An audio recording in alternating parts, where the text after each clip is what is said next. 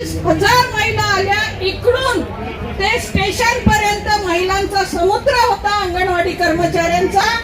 शासनाकडे सरकारकडे नाव नोंदणी करण्याची पण व्यवस्था नव्हती। बसमध्ये बसवून गाड्यामध्ये बसवून घेऊन जाणं तर सोडूनच द्या, याद्या सुद्धा त्यांना करता आल्या नाहीत, अशी त्यांची अवस्था झाली।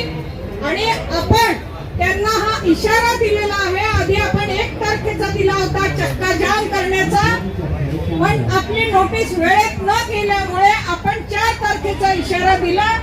आज त्याची नोटीस निघालेली आहे, सरकारकडे मेलनी गेलेली आहे आणि सरकारवर त्याचा जो परिणाम व्हायचा असेल तो होईल। पण एवढं मात्र नक्कीच आहे की त्यांना द्यायचं नव्हतं। आमच्या महिलांनी ते खेचून आणलेलं आहे।